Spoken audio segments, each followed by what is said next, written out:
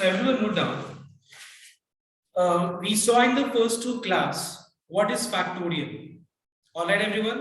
हम लोगों ने पहले दो क्लास में फैक्टोरियल के बारे में हम लोगों ने समझा कि what is factorial. All right everyone. Now before moving to the topic permutations, we are going to study what is the meaning of multiplication rule and addition rule. Because without understanding the concept of multiplication rule and addition rule, you will not be able to understand. मतलब मैं तुम लोग को आज multiplication करना नहीं सिखाऊंगा. Multiplication rule is something else, okay? And addition rule is something else that I am going to explain you today. So I want everyone to pay attention and understand this basic concept. Because आज का concept आगे के topic को समझने में बहुत काम आएगा. और जहां भी किसी को डाउट हो, एक बार क्लियरली इस चीज को पूछ लेना और क्लियर कर लेना डाउट्स को. So let us begin with the first topic of today's class. What is multiplication rule?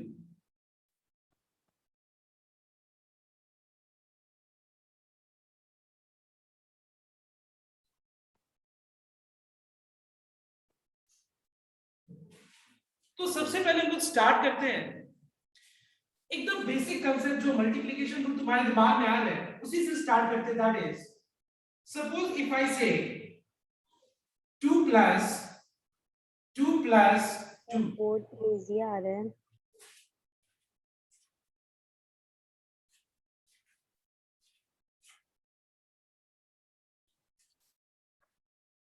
So everyone note down. Suppose अगर मान लो मैं ये बोलूं कि मैंने 2 को 3 बार ऐड किया है, ठीक है?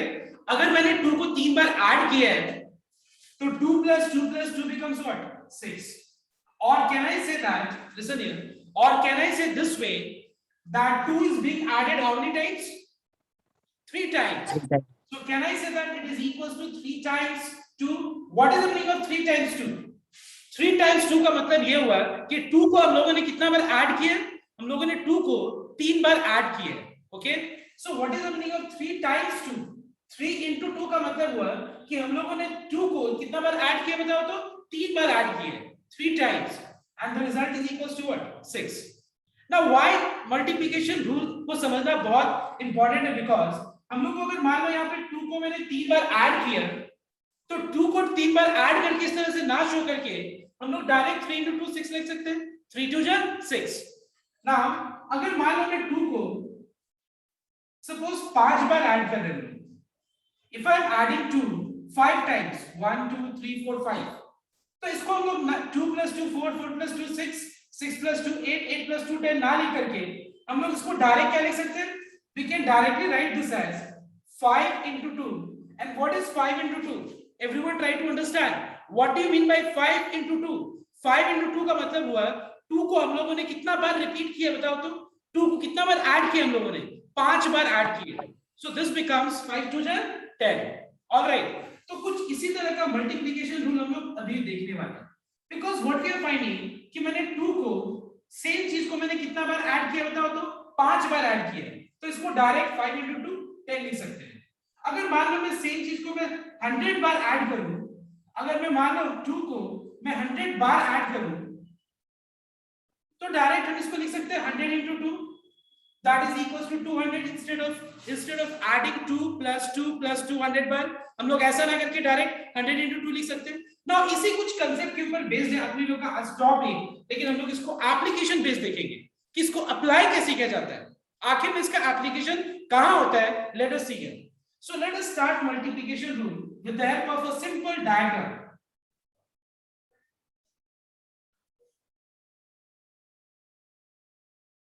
Suppose मान लो you are outside a room. तुम लोगों को सपोज एक रूम में एंटर करना है और तुम रूम के बाहर खड़ा है, और सपोज तुमको जो एंटर करना है इस रूम में तुम्हारे पास ऑप्शंस कितना दिख रहे हैं?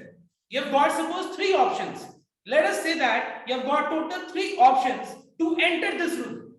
और इस ऑप्शन का नाम है entry 1, entry 2, entry number 2, gate number 2, और तीसरे नंबर गेट का नाम है E3. मतलब मान लो तुमको इस रूम में एंटर करना है, ठीक है? इस रूम में क्या करना है? तुमको एंटर करना है, और इस रूम में एंटर करने का तुम्हारे पास 3 डोर्स है. कितना डोर्स है? कितने डोर्स है? 3 डोर्स.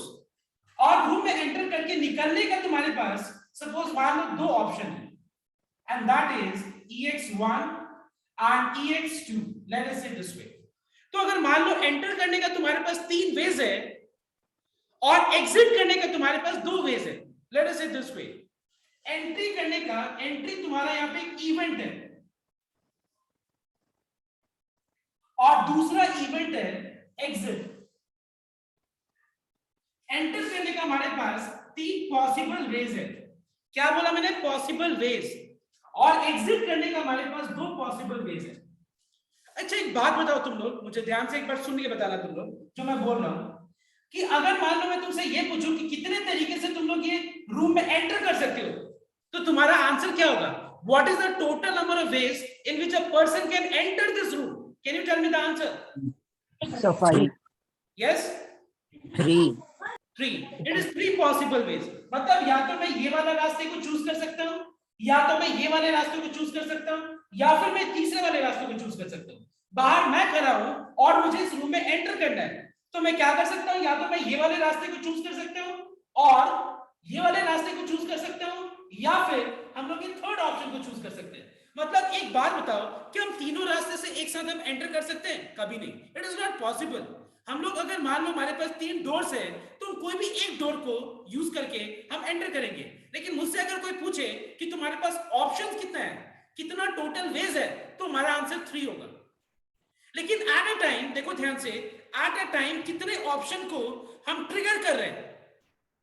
ठीक है, ऑप्शंस 3 है लेकिन कोई एक रास्ते को हम यूज करेंगे। ठीक है, अब एक बात बताओ, सपोज मान लो मैंने ये वाले रास्ते को यूज किया, सपोज मैंने ये वाले रास्ते को यूज करके मैंने रूम में एंटर कर दिया and this is I, okay, मैं यहां पे हूं। ठीक है, अब मुझे एक बात बताओ, मुझे कोई बोले कि तुम अब कितने रास्ते से तुम निकल सकते हो, तुम निकल जाओ रूम से बाहर। सपोज अगर मुझसे कोई बोले okay you have entered the room, now please go out of this room, तो अगर मुझे बोला जाए go out of this room, तो हमारे पास ऑप्शंस कितने हैं? हम या तो ये वाले रूम से एग्जिट कर सकते, सॉरी ये वाले डोर से हम एग्जिट कर सकते हैं, या फिर हम ये वाले डोर से एग्जिट कर सकते हैं। मतलब अगर ध्यान से नोट करो तो ये वाले डोर से एंट्री करने के बाद हमारे पास फर्दर एग्जिट करने का हमारे पास कितना ऑप्शंस हो गया बताओ तो? 2 वेज। अगर हम इस रास्ते को चूज करें तो हमारे पास वापस से 1-2 वेज।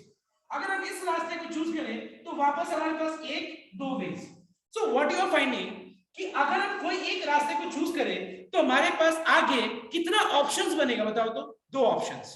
देखो हर रास्ते से 2 ऑप्शन बन रहे हैं, 1-2, हर रास्ते से 2 ऑप्शन बन रहे हैं, हर रास्ते से 2 ऑप्शन बन रहे हैं। मतलब हम ऐसे बोल सकते हैं कि अगर हम ये डोर से एंट्री किए तो हमारे पास एग्जिट करने का ये 2 वेज है। अगर हम ये डोर से एंट्री किए 2 से, तो हमारे पास एग्जिट करने का वापस से 2 वेज है। अगर मान लो मैं सपोज 3 तीसरे वाला नंबर से मैंने एंट्री किया तो हमारे पास एग्जिट करने का अगर वापस से 2 ऑप्शन है। तो एक बात बताओ, अगर मुझसे कोई पूछे कि एक आदमी इस डोर से कितने तरीके से एंट्री, सुनना बात, एंटर एंड एग्जिट कर सकता है, क्या मैंने बोला in how many ways can a man enter and exit? क्या पूछा बताओ तो? ये साइकिल क्या है बताओ तो? ये साइकिल है एंट्री का साइकिल। ये साइकिल क्या है? एंट्री का एंड एग्जिट का। तो मुझसे ये एक्टिविटी पूछ रहा है कि ये एक्टिविटी कितने तरीके से परफॉर्म किया जा सकता है। तो क्या आंसर है? e1 x1 x1 e1 ex1 e1 ex2 2, इधर से 2 इधर से 2। तुम ऐसे लिखेंगे ना कि सर यहाँ पे 2 वेज है, हमारे पास यहाँ पे 2 वेज है, यहाँ पे 2 वेज है, मिला कितना हो गया वेज टोटल बताओ तो? कितना हो गया? 6 वेज। कितना हुआ? 6 हुआ। तो एक बात बताओ, मैं 2 + 2 + 2 ना लिख करके क्या मैं डायरेक्ट ऐसे लिख सकता हूं? ध्यान देना एक बार, सुनो ध्यान से। इसका एक चीज आगे कितने चीज को ट्रिगर कर रहा है बताओ? इसका एक चीज को अगर हम यूज करें, क्लिक करें, सपोज मान लो मैंने इस 3 ऑप्शंस में एक ऑप्शन को यूज किया, तो this give rise to how many further options? Can you tell me? 2. तो अगर मान लो हर एक चीज आउट ऑफ 3, हर एक चीज अगर 2 ऑप्शंस को ट्रिगर करता है तो हमारे पास ऐसा कितना चीज है? 3। तो डायरेक्ट क्या मैं लिख सकता हूं इसको? इतना ना लिख के डायरेक्ट 3 × 2 6, 3 times 2, क्या मैं लिख सकता हूं? Yes everyone, is this clear? तो मुझसे अगर कोई पूछे कि what is the total number of ways in which a person can enter and exit, ठीक है, एंटर कर सकते हैं रूम को और एग्जिट कर सकते हैं, एंटर एंड एग्जिट।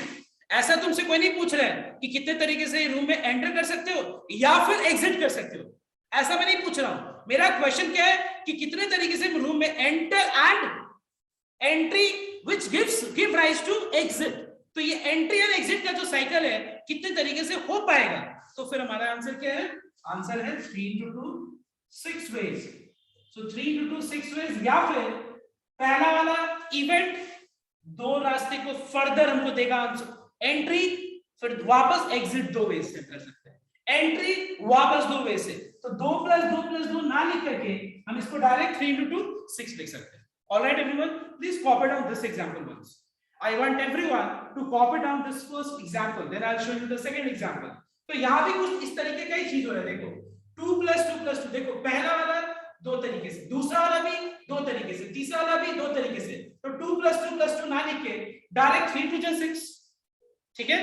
तो ये इस तरह का कुछ तरीका है, हम लोग इसको आगे और अच्छे से एग्जांपल से देख करके इसको और क्लियर करेंगे कि आखिर में इसका यूज कैसे होगा। Don't worry, this is the first example, everyone copy down this. Now let us see the second example, okay? Second example में मैं रूम का ही दूंगा, फिर मैं थर्ड एग्जांपल तीसरा कुछ और यूज करूंगा, बट ध्यान से नोट करना सब।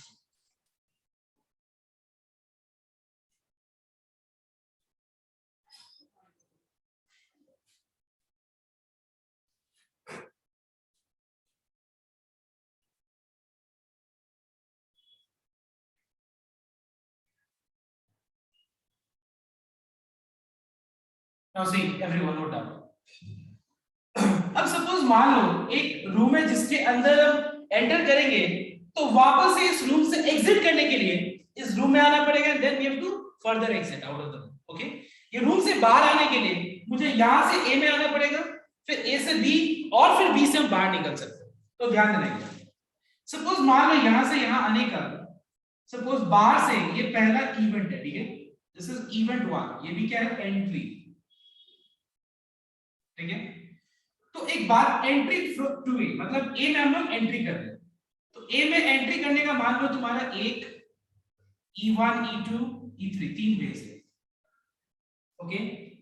उसके बाद मान लो ए से ए में मैं एंटर कर दिया, ए से बी में जाने के बाद हमारे पास सपोज मान लो दो वेज है, EX1 EX2 लेट्स से, और बी से बाहर आने का हमारे पास तीन रास्ते हैं, let's say EXX1 EXX2 and EXX3 let's say. एक बात बताओ, अगर मुझसे कोई पूछे कि यहां से देखो यहां तक आने का कितना वेज है, कोई बता सकता है what is the total number of ways of reaching this point, तुम यहां पे हो, यहां पहुंचने का कितना पॉसिबल वेज है, तुमसे अगर कोई पूछे 6 कैसे होगा, 6 1 2, फिर इससे अगर हम एंट्री करेंगे 1 2, फिर इससे एंट्री करेंगे तो 1 2, मतलब यहाँ पे हम लोग क्या देख रहे हैं कि यहां तक हमारे पास ऐसा कुछ ग्राफ बन रहा है, E1 EX1 EX2, फिर उसके बाद E2 हो सकता है, EX1 EX2, फिर ऐसा हो सकता है कि तीसरे वो ऑप्शंस को मैंने यूज किया, EX1 EX2।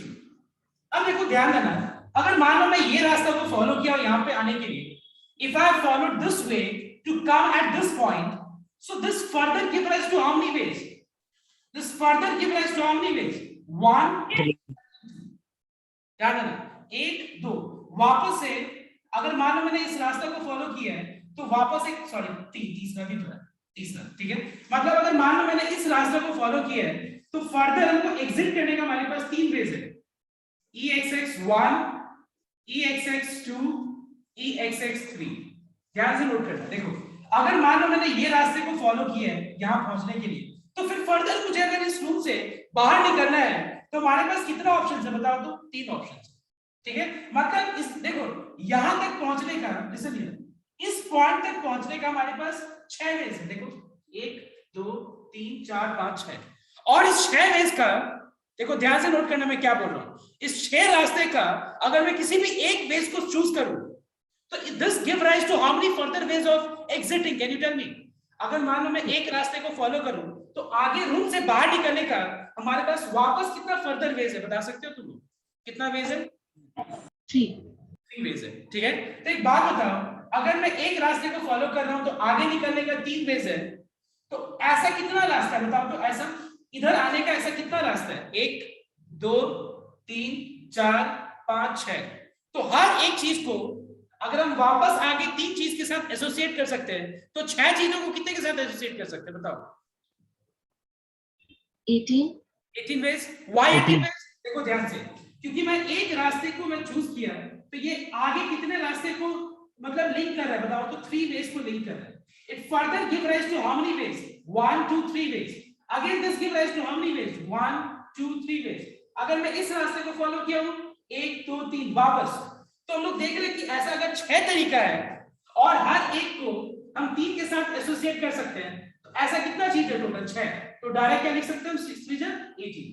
So what we are finding, one thing is very much clear from here that कि अगर मान लो हमारे पास यहाँ पे कितना इवेंट है? 3 इवेंट है।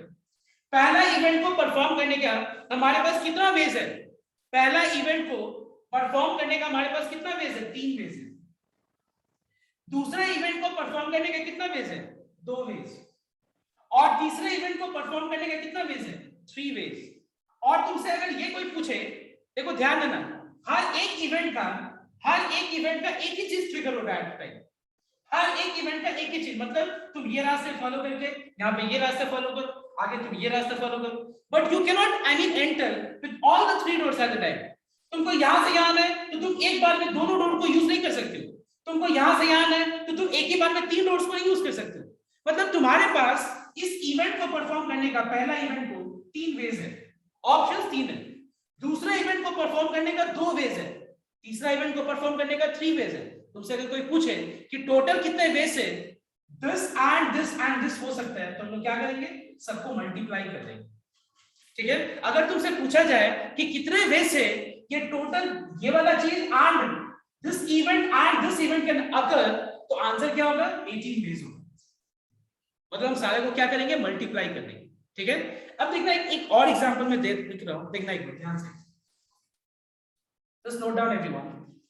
Suppose मान लो एक रूम में दो ये सपोज टेबल है, ठीक है।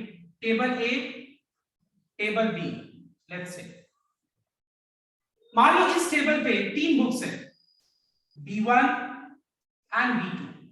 इस टेबल पे सपोज 3 बुक्स है, C1, C2 एंड C3। ना मान लो तुमसे ये कोई पूछ रहा है, ध्यान देना एक बार, तुमसे कोई ये बोल रहा है कि रूम में एंटर करो और एक books, listen here, select 2 books, one from table A and one from table B. I repeat once again, please enter the room, select 2 books, one from table A and बीच में क्या है बताओ? तो बीच में क्या है?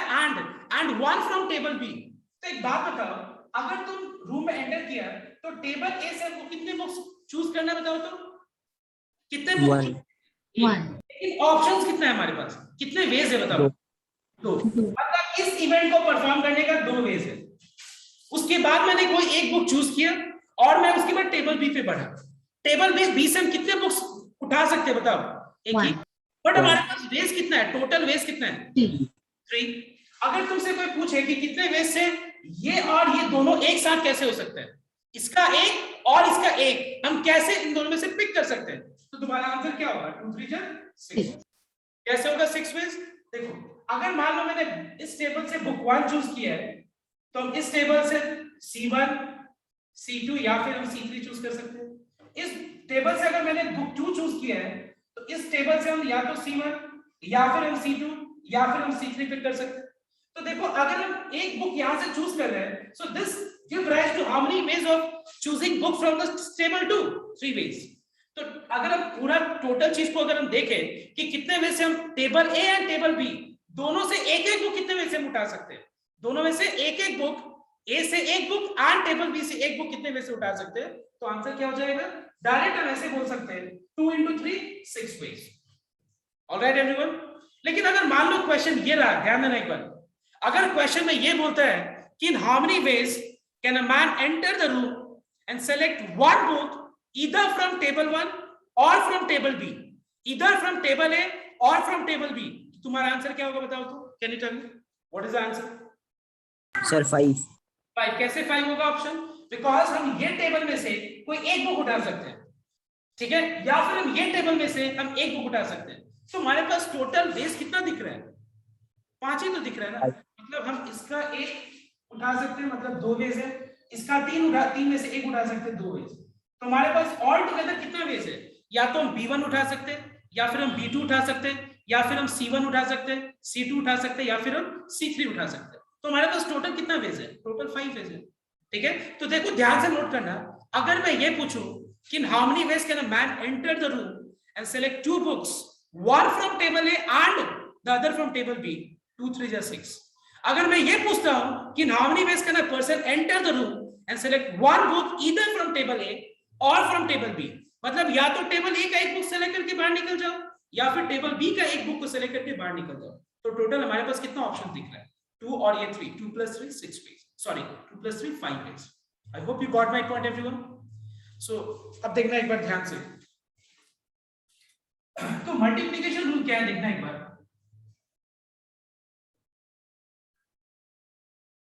मल्टीप्लिकेशन रूल में तुमको ये ध्यान देना है,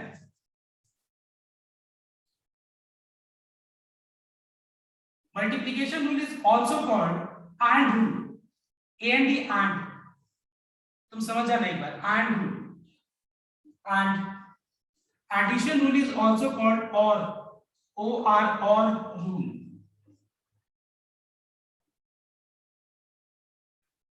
ठीक है। मल्टीप्लिकेशन रूल में क्या होता है कि तुम्हारे पास बहुत सारा इवेंट होगा, देखो you have got event 1, you have got event 2, you have got event 3 and so on, you have got event n, मतलब कितना इवेंट्स है? बहुत सारे इवेंट्स है। सपोज मान लो इस इवेंट को परफॉर्म करने का तुम्हारे पास m1 वेज है। कितना वेज है इस इवेंट को परफॉर्म करने का? m1 veg. इस इवेंट को परफॉर्म करने का मान लो m2 वेज है, इस इवेंट को परफॉर्म करने का m3 वेज है, और इस इवेंट को परफॉर्म करने का mn वेज है। और तुमसे अगर कोई ये पूछे कि in how many ways can this event and this event and this event and this event can happen in how many ways, तो आंसर क्या होगा? You are going to multiply all the events। Understood my point? But keep in mind one thing कि हर एक event का कोई एक ही चीज trigger होगा एट अ टाइम, समझ में? हर एक चीज का कोई एक ही चीज, मतलब तुम्हारे पास यहाँ पे रास्ता 5 है, लेकिन तुम पांचों रास्ते से एंटर कर सकते हो जिंदगी में? नहीं, रास्ता तो एक ही चूज करोगे। सपोज ये इवेंट 2 है, मान लो 5 वेज, 5 वेज ऑफ एग्जिट, तो लेकिन एक ही वेज ना तुम चूज कर सकते हो। तो तुमसे अगर पूछे कि कितने वेज से तुम एंटर एंड एग्जिट करोगे, तो मल्टीप्लाई जितने भी तुम्हारे इवेंट्स है, जितने भी इवेंट्स जितने पॉसिबल वेज से हो सकते हैं वो लिख करके मल्टीप्लाई कर लो, ठीक है। जैसे मान लो यहाँ पे मैंने बुक्स का एग्जांपल लिया, यहाँ पे कितना इवेंट है? 2 इवेंट, 2 टेबल मतलब 2 इवेंट, टेबल ए टेबल बी। टेबल ए में 2 वेज था सेलेक्ट करने का एक बुक, टेबल बी से 3 वेज था सेलेक्ट करने का एक बुक। तो कितने वेज से हम लोग एक एक बुक सेलेक्ट कर सकते हैं? एक, मतलब यहां से एक इवेंट ट्रिगर होगा, इस इवेंट का कोई एक ही चीज ट्रिगर होगा, इस इवेंट का भी कोई एक ही चीज ट्रिगर होगा, 6 वेज। लेकिन एडिशन रूल में क्या होता है? एडिशन रूल में सपोज मान लो there are several events, E1 E2 E3 En, इस इवेंट को परफॉर्म करने का m1 वेज है, m2 m3 mn। लेकिन अगर मान लो तुमसे ये कोई पूछे कि how many ways can one and only one event, मतलब मान लो इतना सारा इवेंट है ना, मतलब कोई एक इवेंट का एक ही चीज होगा, मतलब कोई एक इवेंट को चूज करके और उससे एक ही चीज अगर होगा तो आंसर क्या होगा? सबको ऐड करना। I hope you got my point what I said. मतलब कोई एक इवेंट का एक ही चीज अगर होगा तो सबको ऐड कर दो, और अगर हर एक इवेंट का एक ही चीज होगा, मतलब इस इवेंट का भी एक चीज, इस इवेंट का भी एक चीज, इस इवेंट का भी एक चीज, तो सबको मल्टीप्लाई कर दो। लेकिन यहाँ पे कोई एक इवेंट चूज करके एक चीज निकाल के चले जाओ, तो तुम सबको क्या करोगे? ऐड। जैसे कि ये वाले केस में अगर तुमसे कोई बोले कि in a room you have got 2 tables, select one book and come out, तो मतलब तुम्हारे पास टेबल ए है, टेबल बी है। टेबल ए पे 2 बुक्स रखा है, टेबल बी पे 3 बुक्स रखा है। कितने वे से तुम एक बुक सेलेक्ट करके निकल जाओगे? तो आंसर तुम्हारा 2 + 3 5। I hope you got my point everyone. Now based on this we can start the chapter जो आज हम लोग को स्टार्ट करना है। कोई डाउट अगर है तो पूछ लो please. Everyone note down. Question 1B देखना एक बार. का 1. There are 10 buses running between Delhi and Agra. Delhi और आगरा के बीच में कितने बसेस रन कर रहे हैं? 10 buses. In how many ways can a man go from Delhi to Agra and return by a different bus? Please listen everyone. अभी book में मत देखो, ध्यान देना. I mean PDF मत देखो, यहाँ देखो. मतलब यहाँ पे हमको बोला जा रहा है कि दिल्ली और आगरा दो जगह है, दो पॉइंट है. ठीक है, लिसन everyone. दिल्ली और आगरा के बीच में कितने बसेस है बताओ तो आने जाने के लिए? There are total 10 buses. मतलब हम 10 बसेस से जा सकते हैं और 10 बसेस से हमारे पास आने का भी ऑप्शन है. तो एक बात बताओ, कितना इवेंट है यहाँ पे? कोई बता सकता है? How many events do we have? क्योंकि यहाँ पे पूछा जा रहा है how many ways can a man go from Delhi to Agra and return. Can you explain me how many events do we have here? Anyone? Sir 100. How many? Sir 100. मैंने events बोला, मैंने इवेंट्स. कितना इवेंट्स है? जैसे कि 2 events. Very good, absolutely correct, Arya. There are 2 events. One is going and the other is return. Absolutely correct. जाने का मतलब going एक इवेंट है and returning दूसरा इवेंट है, return. ठीक है? एक बात बताओ, अगर मैं तुमसे ये बोलूं कि in how many ways can a man go from Delhi to Agra and return back? सुनना ध्यान से. क्वेश्चन का मतलब सुनना. In how many ways can a man go from Delhi to Agra and return back? कुछ नहीं बोला मैंने. देखो क्या बोला, कुछ भी मेंशन नहीं किया. और दिल्ली से आगरा के बीच में टोटल कितने बसेस है बताओ तो? 10. मतलब सुबह 10 बस जाते हैं और शाम को 10 बस लौट के आते हैं. लेकिन तुम क्या 10 बस पे चढ़ के जाओगे? 10 नहीं बस सर, कोई एक. 2 बस पे चढ़ के जाएंगे. हम कल 3 बस पे चढ़ के जाएंगे. कैन यू से like this? It is not possible. मतलब 10, देखो जाने का 10, आने का 10. लेकिन मैंने क्या बोला? In how many ways can a man go from, number of ways man go from, can a person go from Delhi to Agra and return back? ठीक है, and return back. मतलब मैंने यहाँ कुछ मेंशन नहीं किया. तो बताओ तो जाने का कितना वेज है? जाने का हमारे पास ऑप्शंस कितना है? कोई बता सकता है? How many options do we have? Yes? 10. Going 10. और रिटर्न करने का कितना ऑप्शंस है? 10. Absolutely correct. It is 10. And so the answer is 10 10 जा 100. मतलब जाने के बाद तुम्हारे पास 10 वेज है. कोई एक बस को चूज किया, आने के वक्त तुम्हारे पास कोई 10 बस का ऑप्शन. तो 10 10 जा 100 वेज. 100 वेज है तुम्हारे पास जाके आने का. लेकिन सपोज क्वेश्चन ऐसा है, in how many veg, number of veg can a person go from Delhi to Agra and return by a different bus? कोई बता सकता है? सर 90. आंसर क्यों होगा 90? सुनना एक बार. Sir 10 into 9. एब्सोल्युटली. जाने का 10 वेज. देखो ध्यान देना, गोइंग, गो एंड रिटर्न. ठीक है, पहला केस में गो एंड रिटर्न, तो जाने का तुम्हारे पास 10 फेज था, आने का भी 10 फेज था, पहला वाला तरीका. अभी जाने का तुम्हारे पास 10 फेज है, लेकिन जिस बस को तुम चूज कर रहे हैं, बहुत सारे बसेस है, 10 बस. जिस बस को तुम चूज कर रहे हो, काट दो उसको. आने के वक्त उसको हम यूज नहीं करेंगे. तो आने का हमारे पास कितना ऑप्शंस है? 9. तुम्हारे पास टोटल कितने वेज से हम लोग ये चीज कर सकते हैं? 10 into 9, 90 veg.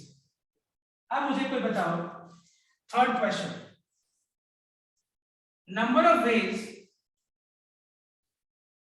Can a person go from Delhi to Agra and return by the same bus? Please just wait.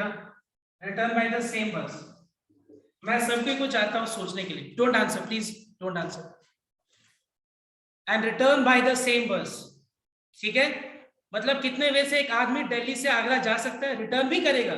जाना है, गो एंड रिटर्न दोनों होना है. एंड मतलब बीच में एंड है, एंड मतलब मल्टीप्लाई करेंगे हम लोग. पहला वाला केस में जाओ और आओ, कोई तुम्हारे पास रेस्ट्रिक्शन नहीं है, तो 10 10 100.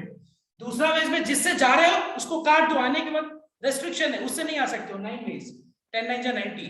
इसमें भी रेस्ट्रिक्शन है, जिससे जाना है उसी से आना है. तो बता सकते हो तुम लोग जाने का कितना वेज है, 10 आने का 10 कितना वेज है, 1 तो टोटल कितना वेज हुआ 10 10. कैसे 10 into 1 हो गया, and that is 10 into 1 10 ways. I hope it is clear to everyone. Point is clear. तो ये चीज को अगर तुम समझ गया, आगे भी बहुत सारा सम्स हो जाएगा. ठीक है, अब एक काम करो तुम लोग, सम नंबर 1 को कॉपी कर लो. सम नंबर 1 का ना सब ऑप्शंस कॉपी करो, जो मैंने जितना भी लिखा है बुक में, क्या है क्या नहीं आई डोंट नो, बट ये सब कुछ करो. और सम नंबर 2 3 4 चारों सम्स अभी करो, चारों सम्स अभी सब कोई करेगा.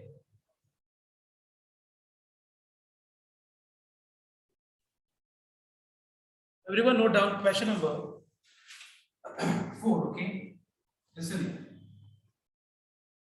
3 persons enter a railway carriage. Okay, where there are 5 vacant seats. In how many ways can they sit themselves? तो ध्यान से एक बार सबको नोट करो. यहाँ पे क्वेश्चन में बोल रहा है that there are 5 vacant seats and there are total 3 persons. So जो ऐसा केस है. Suppose seat 1, 2, 3, 4, 5. There are 5 vacant seats.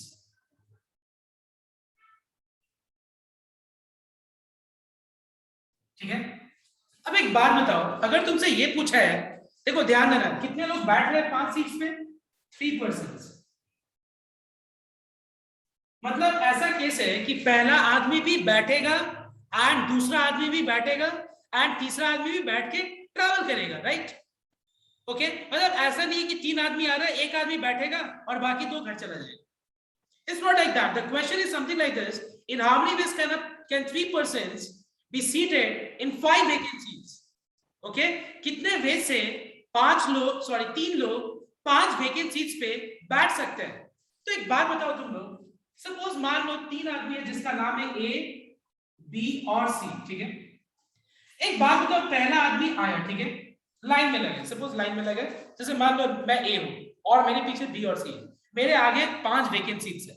एक बात बताओ, मैं 5 वेकेंट सीट्स पे पांचों में बैठ जाऊंगा? पॉसिबल नहीं है. लेकिन एक बात बताओ, अगर मैं A हूं तो हमारे पास ऑप्शंस कितना है मेरे पास, बता सकते हो तुम लोग?